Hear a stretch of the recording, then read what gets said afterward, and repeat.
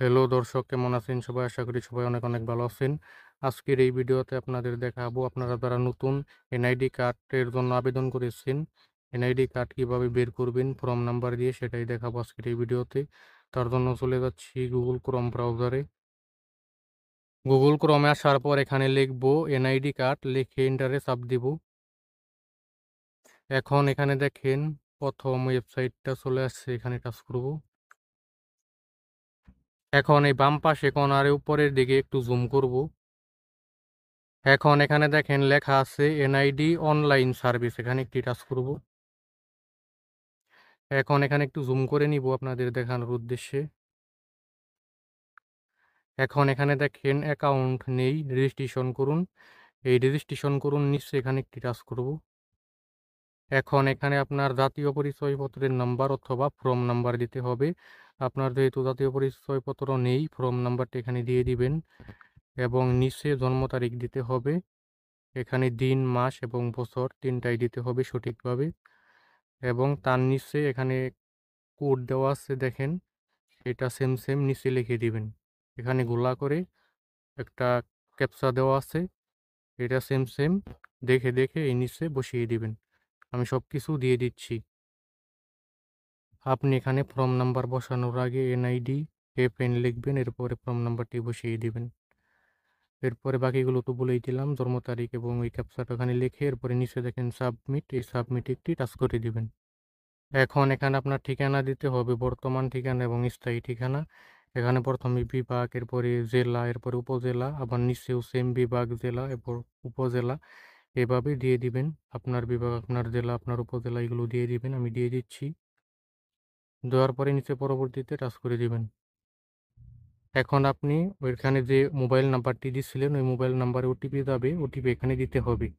এখন আপনি কি করবেন, এই ওটিপি পাঠান, এখানে একটি টাচ করবেন। কোডটি দিয়ে পরবর্তীতে টাচ করার সাথে সাথে এরকম অপশন চলে আসবে। এখন জুম কমিয়ে নিচ্ছি। এখন এখানে একটি কিউআর কোড দেওয়া হবে, এটা স্ক্রিনশট দিয়ে রেখে দিবেন। এটা স্ক্রিনশট দিয়ে নেবেন, আমি দিয়ে নিচ্ছি। এখন চলে যাবেন গুগল প্লে স্টোরে। এখন আইডি কার্ডটি বের করার জন্য এখানে একটি অ্যাপস ডাউনলোড করতে হবে, এনআইডি ওয়ালেট। এটা আমি ডাউনলোড করে নিচ্ছি। সেম এইভাবে এনআইডি ওয়ালেট থেকে সার্চ করবেন।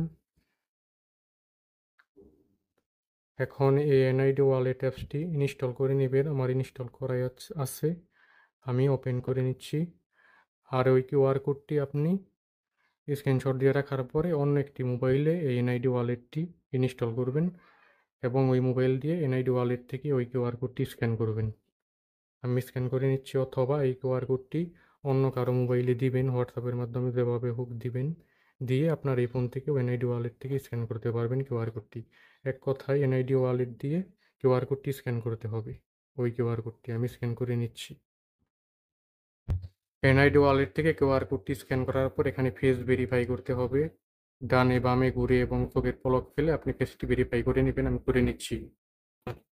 এখন আপনাকে অটোমেটিক এখানে নিয়ে আসবে। এখন সেট পাসওয়ার্ড, এখানে একটি পাসওয়ার্ড সেট করে দিবেন, আমি সেট করে দিচ্ছি।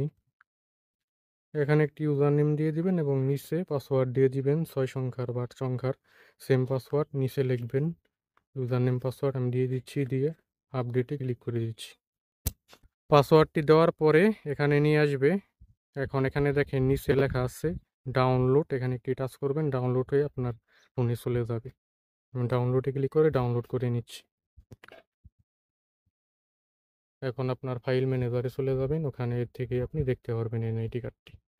এখন যে কোনো একটা কম্পিউটারের দোকানে যেয়ে প্রিন্ট করে বের করে নেবেন আইডি কার্ডটি, তাহলেই হয়ে যাবে। এই ছিল আজকের ভিডিও। সবাই ভালো থাকবেন, সুস্থ থাকবেন, আল্লাহ হাফেজ।